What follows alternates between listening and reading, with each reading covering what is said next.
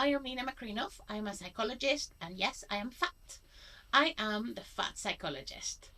I love who I am. In fact, I want everyone to love who they are. Fat or skinny, gay or straight, boring or funny, it just doesn't matter. Saying this can sound easy, but in my experience, it's not. That's where the podcast comes in. So then, welcome to the Fat Psychologist Podcast. Join me to decode well-being research so it can have a real impact in our lives. In this series, I explore how we can be happy at any size. Inclusivity is really important to me, so every word is captured with care. You will find precise transcripts on my website and wherever you listen. If you like my podcast, subscribe and share with friends. You can also find me on Blue Sky and Instagram at The Fat Psychologist. Today, I am super excited to be joined by Catherine, who is also a psychologist. She'll tell us a bit about herself, I'm sure, in a minute. And we will be thinking about representation in the media and how movies, I suppose, we're both quite passionate about movies and shows, can help us in this development process for happiness or hinder us, I suppose, as well. Catherine, would you like to start by introducing yourself? Sure. Hi everyone, happy to be here. So my name's Catherine. I'm a psychologist at my private practice Geek Wellbeing, which I founded in 2021. I live in Spain. I've been living in Spain for 10 years. I'm originally from London, and I work mostly online now with people experiencing anxiety, depression, relationship issues, self-esteem, and I like to use a lot of pop culture in my work as a practicing geek myself. So Great. I was really happy when Nina asked me to collaborate on this about image in media. So that's something I use a lot in my sessions with clients. Super. And for those who are listening to us rather than seeing us, could you describe yourself physically? Yeah, sure. I would definitely call myself a fat psychologist as well, although you've claimed the title. Yeah, we could And do it together and be the fat psychologists. yeah, why not? Yeah, I've been fat since childhood. Kind of been working on it in different ways, some healthy, some less healthy. But I think, like you say, getting to a point where you're happy at any size is really the main goal. That's great. Thanks for that. You've just said that part of what you do in your practice is use popular media. How Hmm. is that relevant? Supporting people in their pathway to well being. I don't want to just say happiness because I think we don't have to be happy all the time. Yeah, absolutely. I think it really helps when we see ourselves in other people, and when we don't always get that in our own upbringings, it really helps to look at the media that we're consuming, whether that's a TV show or a game series, and to see someone who has a character journey that represents ours. Sometimes that is so much easier, especially for people who are neurodiverse, to say, I am like this character, rather than trying to find the words to explain their experience. And sometimes it can just be extremely validating to see somebody in a game where a trait that you both share maybe isn't the main feature of their journey, and other characters supports them with that. That's actually really interesting. And I do a lot of work with movies for teaching research methodology. Nothing to do with what I'm doing in the podcast, but I've also started thinking about representation and how Mm. fat people are represented in the media Mhm. or not. We're mostly not, and mostly when we are, it's not on the best approach. I know a lot of movies or scenarios where fat people are represented Mm. as really sad or lazy, total losers, or the funny Yeah. friend on the side rather than being people in ourselves. Or it's just treated as a joke. Like I was rewatching Friends a couple of years ago, and the jokes about Monica being fat are that is the whole joke. She was fat once upon a time. Okay, why is that funny? Yeah, and also the other big joke in Friends that I hate is that whoever they never show him, but the ugly guy in front, which they all Mm-hmm. watch. It's like, Oh why yeah, are bodies something to laugh at? exactly. They're just bodies. My fatness is the first thing you're going to notice when you look at me, but that doesn't mean that that's the thing that I want you to stay with when you come away from a conversation with me. Yeah, I also say that that's one of the first things I notice about me is that I'm fat. Of course, there's other things about me. So I'm white. I am Mm-hmm. middle aged. My hair is white-ish, so I don't Mm-hmm. color it too much. Lately, I add a bit of coloring to it. I have brown eyes. There's Mm-hmm. other things you see in me as well. I think they're all important as part of the first view in terms of my identity that you see in me. And I know that has a lot of privilege as well. Like, for example, I'm white. And then there's the discrimination that I get from the fat, which I know are also there. In you're clearly going to be disorganized and lazy because you're fat. Oh yeah, I've definitely heard things like that. In terms of positive representation, can you think of movies where you think, oh, fat people are represented accurately, positively, or just as human, just normal people, not the joke? It's a good question, and I think it's come a lot more in recent years, but the first time I remember seeing a fat actor who wasn't just wearing a fat suit, but whose character had more than just the fat friend was in Gilmore Girls. The chef at the inn, Suki, is played by Melissa McCarthy, who is a larger woman. And what I loved about that show is that Suki has a lot of storylines, she has a lot of flaws, and her fatness is never mentioned as any of them. Okay, the show does delve into some fat jokes throughout, but never at her. So, not quite perfect, but I really like the representation of her as, oh, okay, you're allowed to be a fat person who can have a successful career, who can have friends. At one point in the series, she gets engaged and she's there in her wedding dress, and the first thing her friend does when she looks at her is just go, oh my gosh, you're so beautiful. And I think that kind of representation is so important because this came out when I was a teenager and I was looking at that thinking, wow, is it possible that I could be fat and someone would love me? And actually, And, it's you know, really I've been married for 2 years, so that worked out. no, and actually, I was told a lot of times in my life by my family trying to help me lose weight because that was a good thing, that no one would ever love me, and that affected me a lot. And having these positive representations can be really helpful. It's funny that you mentioned Melissa McCarthy because recently, like a couple months ago, we were watching a movie of her. I think it was Spy, which I think is hilarious. So again, a really positive representation of fatness. If you've not seen it, it's worth watching. I'm really bad at comedy, but that one was one I really enjoyed. And the way she's seen in the world, so she wants to just be herself, so she's a spy. And when they give her roles, she's always like the divorcee, the cat lady, because of her body. And she's like, why? She takes it in a really funny way and she develops her own character being different to this role she's being assigned.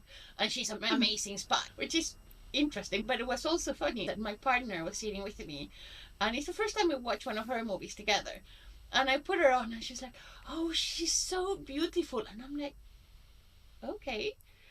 Like, it was really interesting because I never thought, and that shows my own bias and my own lack of understanding of the world, but I would have never thought of her as beautiful.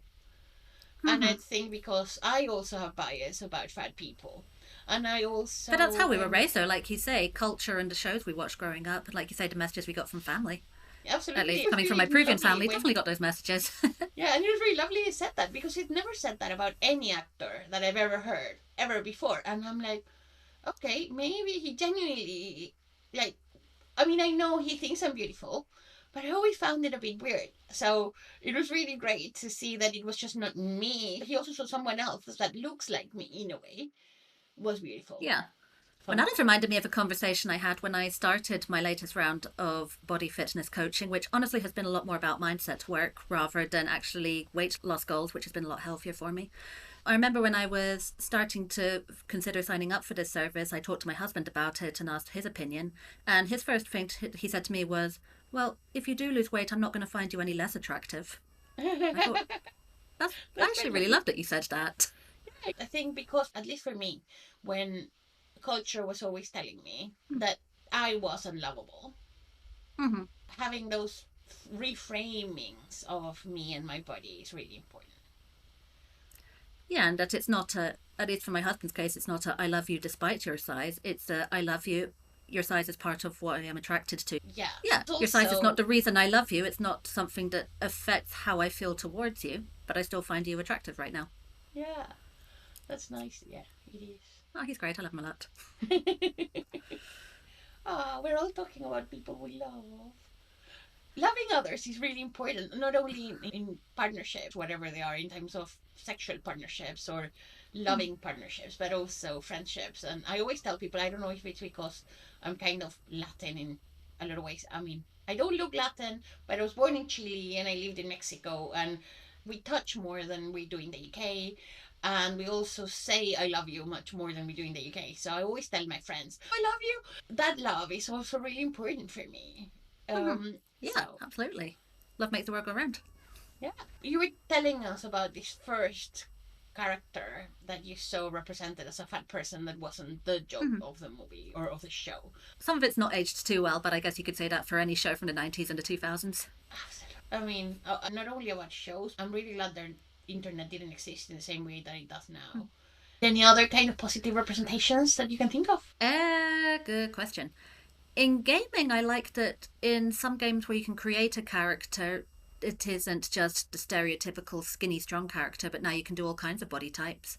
Like, I got The Sims 4 not too long ago, and I like how you adjust the size and proportion of the sim that you're playing, and they do have fat people there, and it's not something that affects the gameplay at all. It's just, this is their aesthetic. We used to have an Xbox 360 with the camera, the Kinect. Oh, nice.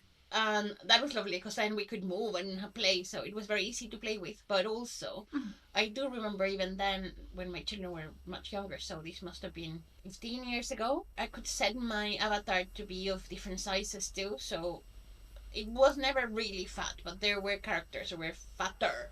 So I got representation there too. Yeah, well, I guess now in some games you just get more of a variety of body types. Like when you play Stardew Valley, for example, the villagers are all kinds of body heights and shapes and sizes. And it's never commented on, it's just part of how the author decided to create them. I don't know if that's really positive representation or just a lack of negative representation.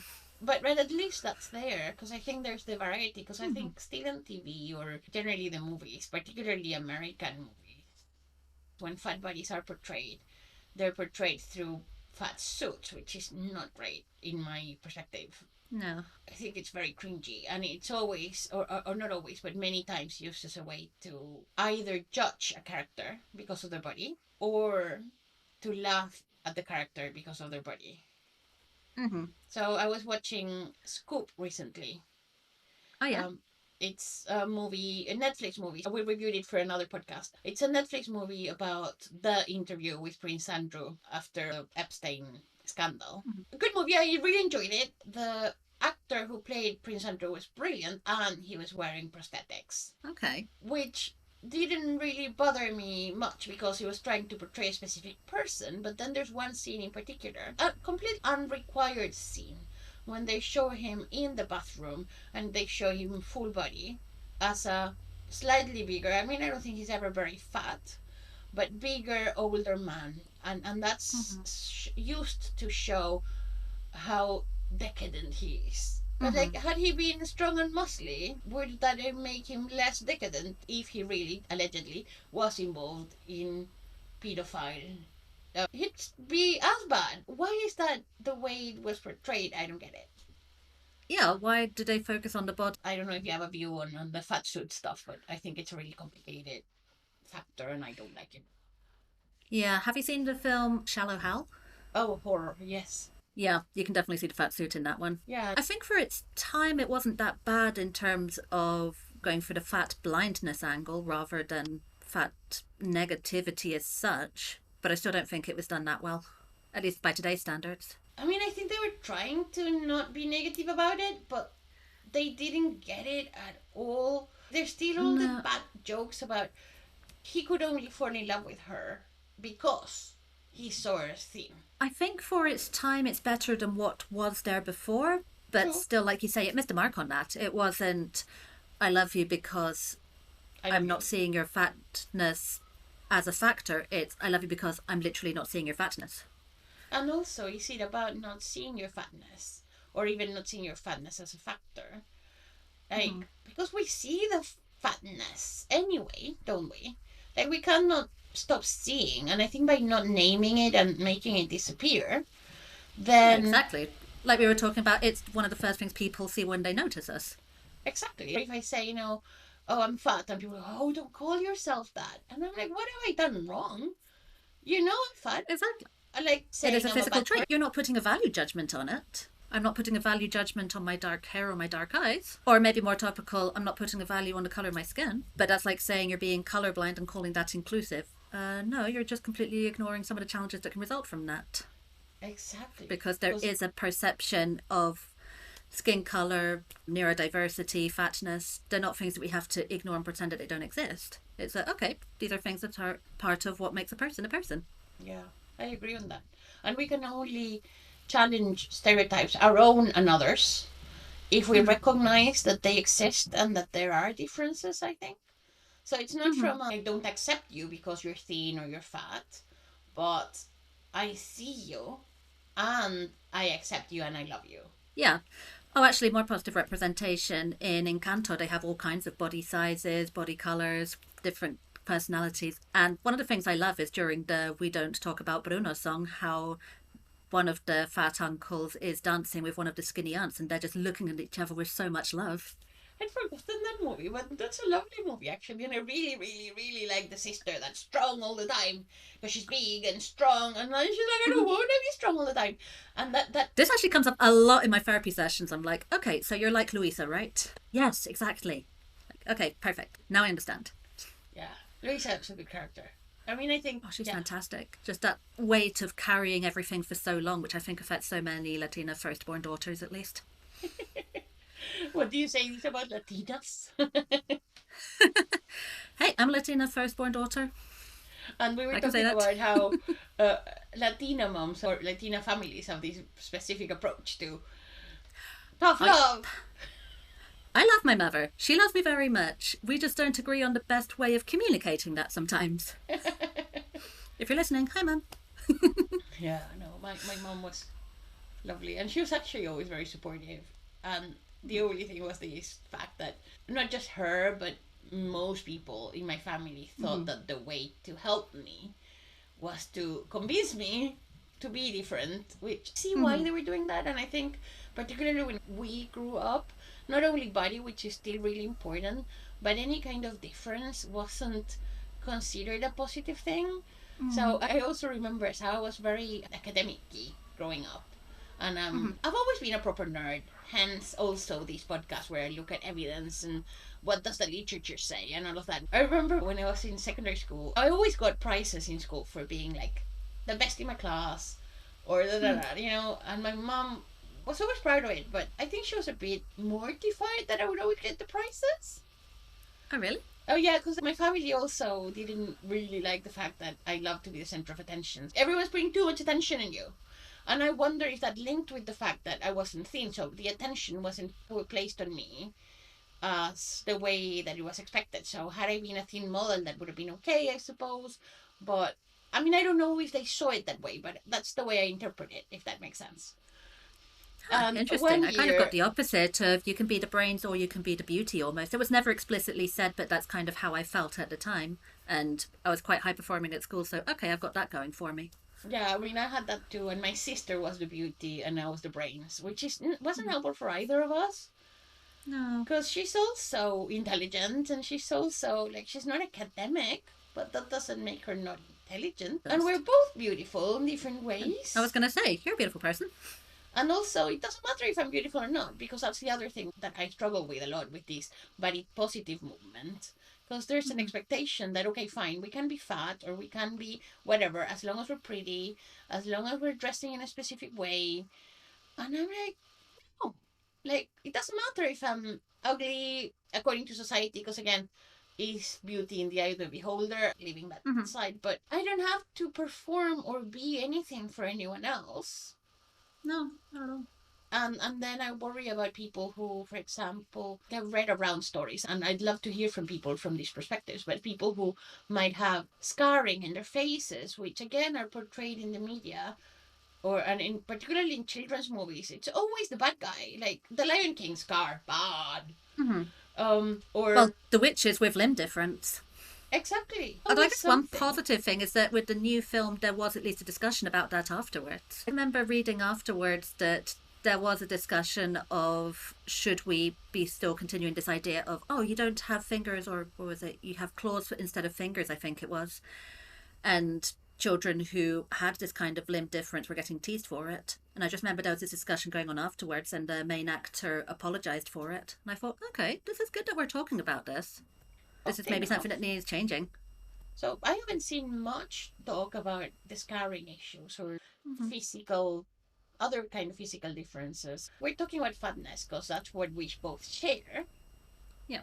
and that's what the podcast called. But also, it's about other ways of representation or lack of representation thereafter. Oh, yeah, absolutely. I think it's getting better, though. In Dairy Girls, in one of the last episodes, one of the actors they bring in just for that episode is a small person, and it's not part of their character. It doesn't affect it at all. Yeah. But I think it's good that we're getting more diverse actors in.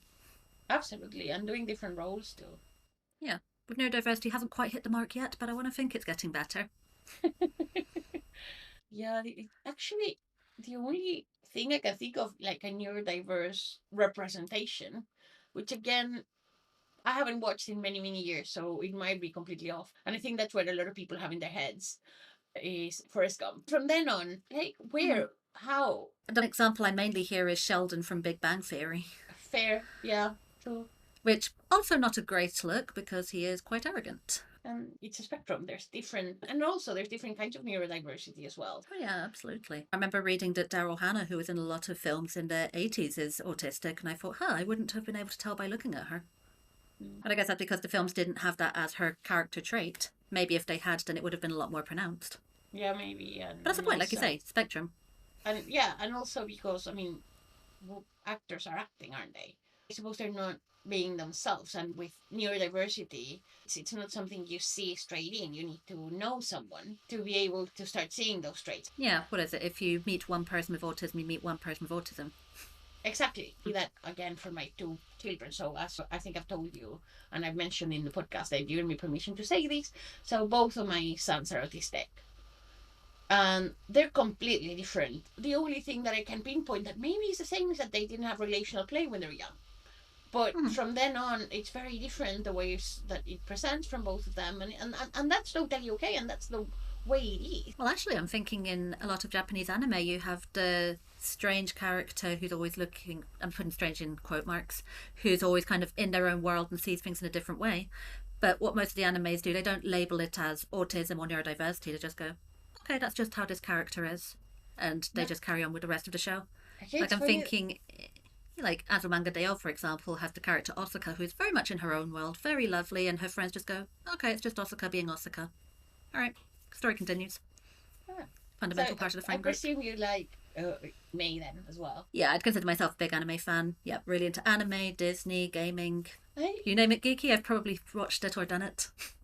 I can't say anything. I mean, I used to role play at uni, like whole nights. I used to watch a lot of old style anime, and I haven't seen for a really long time. One of the things that really bothers me is the way female bodies are portrayed in some of these. Oh, yep.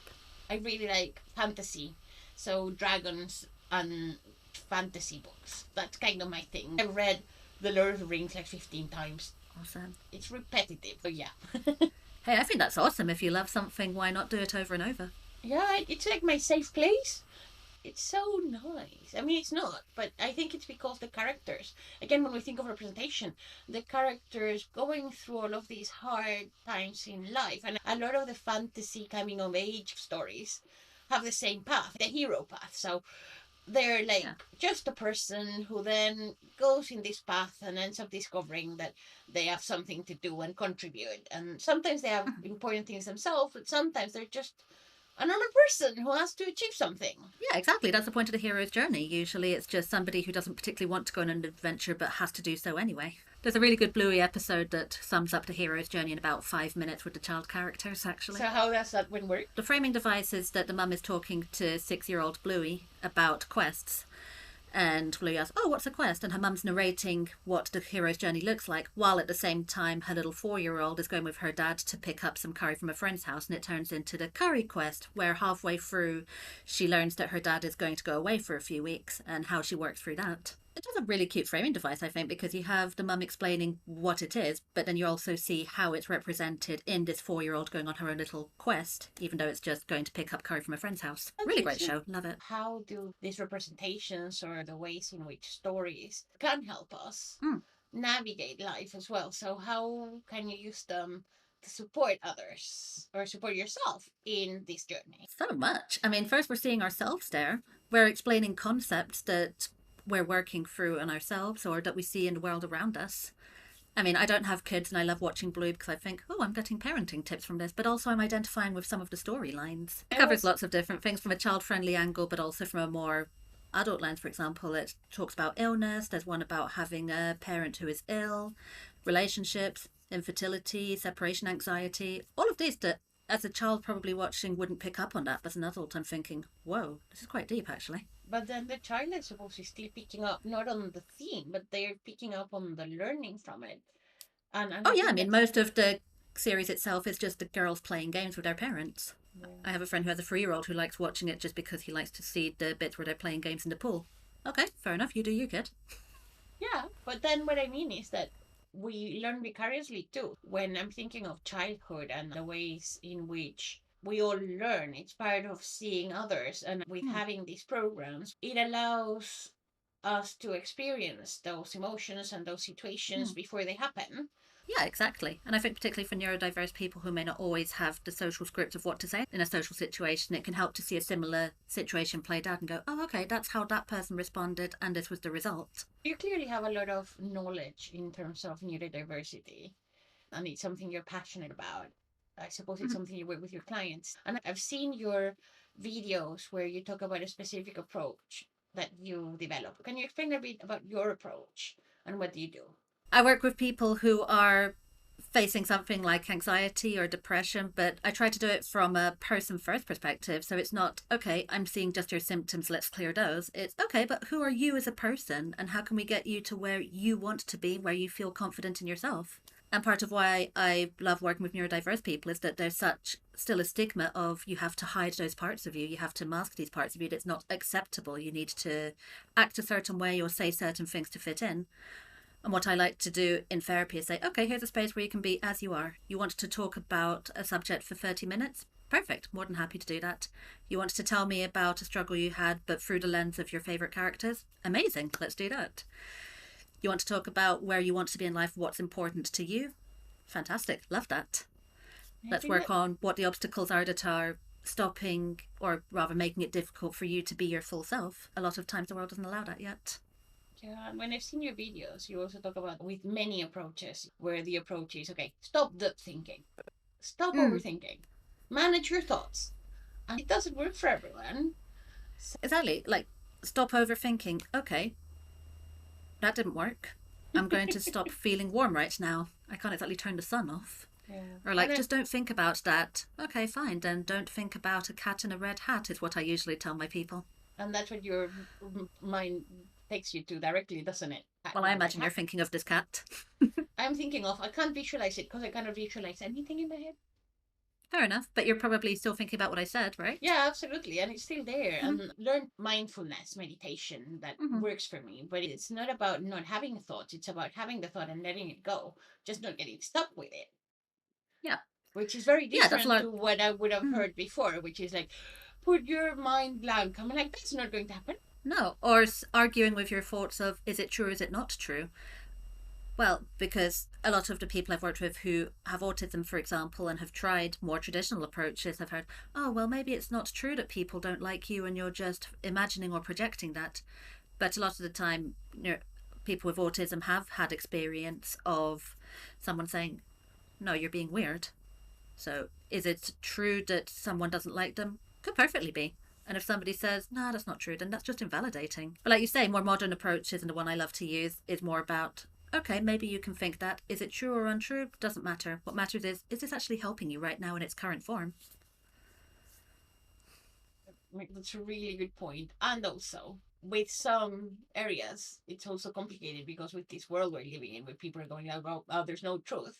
And I know that's not what you mean, Mm-hmm. but in terms of judging ourselves, I'm completely there. Do I believe this to be true or not? Is this something that's important to me? With feedback or with Mm-hmm. comments from others, I do take them personally. However, it's not helpful to do that. And Mm-hmm. it's so much better when I am able to go, okay, they're just reflecting them, their thoughts, their views.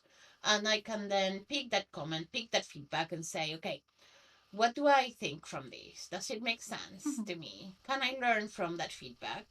Or I just let it go because it's either not important to me or it's not something I want to change because we don't have to change to fit the world. We, Exactly. I mean, coming back to body size, like you were saying earlier, if I have the thought I am fat, therefore whatever value judgment I've heard there, is it true or untrue? Well, I've got plenty of evidence to say it's true because people have told me comments in the past. But is it helpful or unhelpful? Well, it's not helping me, it's making me feel bad. So let's reframe and do some things a different way. It's not Exactly. going And to that's deny just, I'm fat because I am, but let's think yeah, about it in a more helpful way. Or, all right, this thought's not very important. I'm going to give my attention to one that are. yeah. And like in terms of fatness, for example, to me, it's like, okay, it's probably true that less people would fancy me than if I was thin. Potentially it's true. Mm-hmm.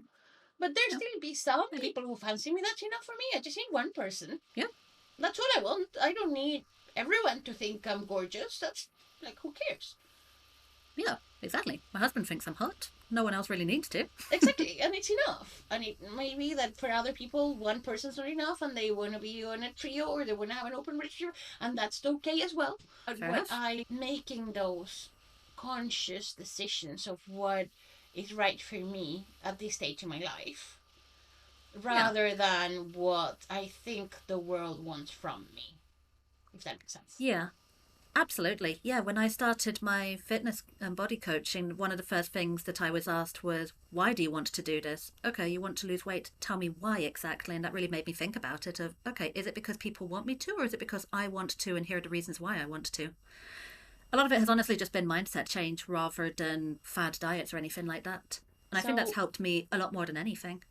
can you tell us about that kind of coaching and what it means? Sure.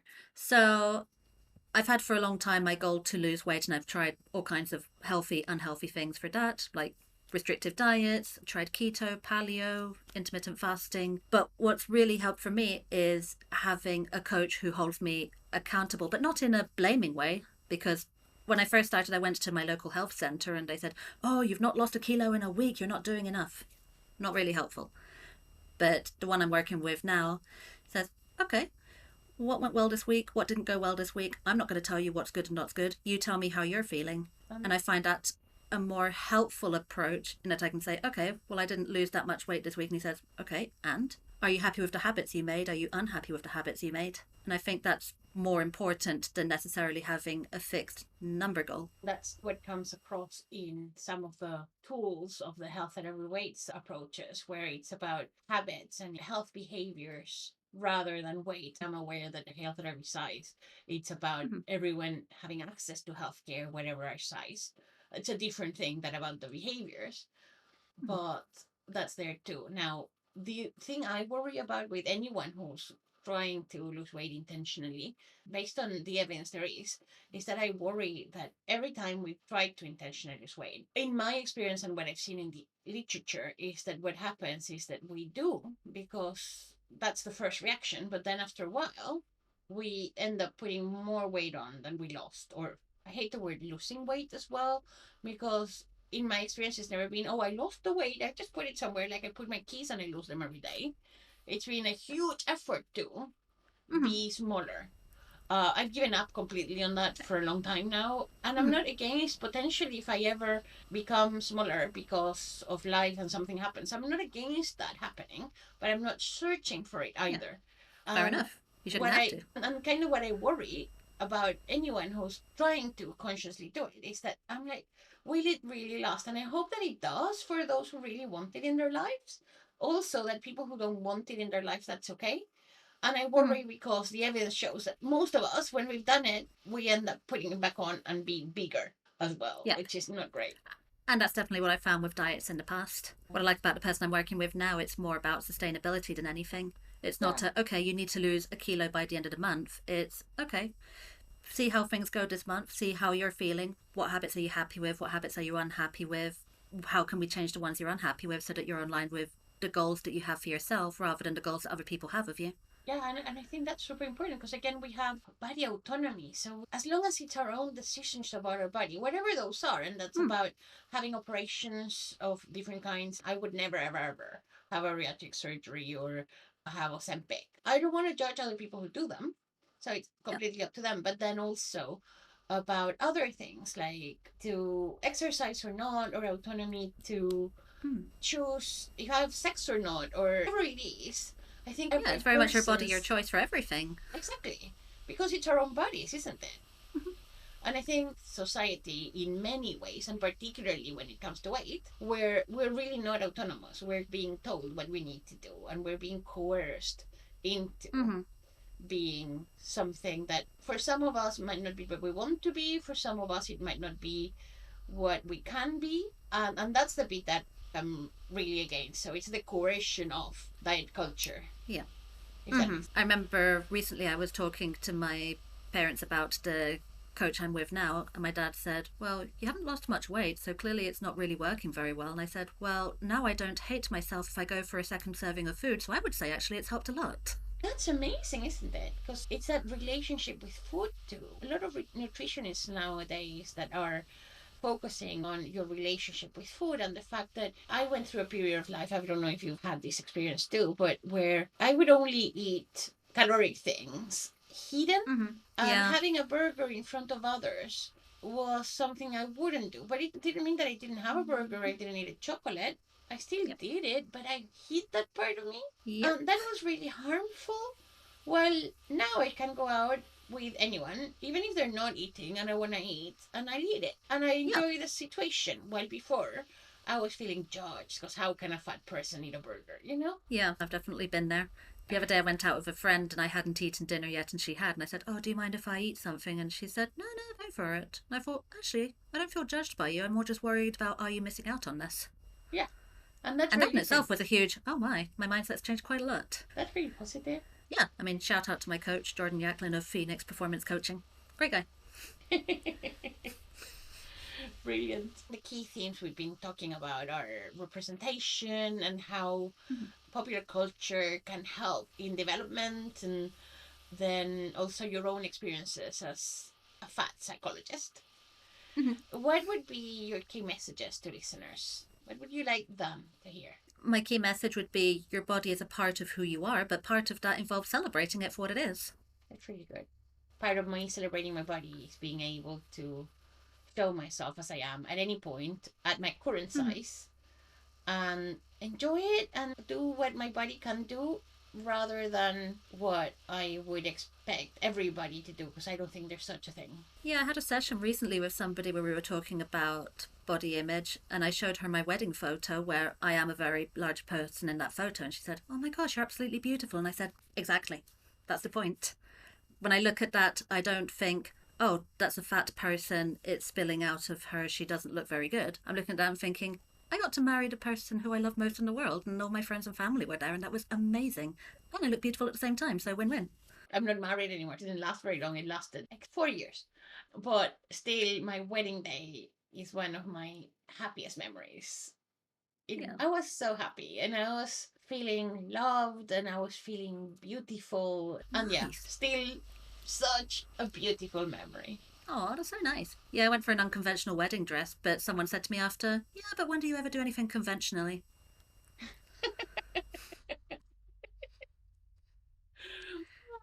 Yeah, I'll show you a picture later. It looks great.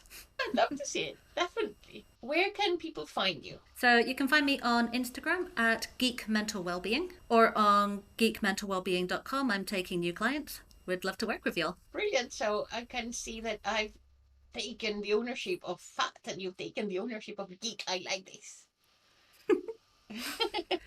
That's brilliant. He's a part of me, so why not? That's the point that also reminds me that all of us have so many parts of us, and we could pick any of those descriptors when we define ourselves. And picking one specifically for a specific reason doesn't mean that we don't have all those others as well, and that we are at the same time fat and brilliant and lazy and active, and because at different times in our lives, different times in the day, we're in different places as well. Sometimes those descriptors are helpful and sometimes they're definitely not.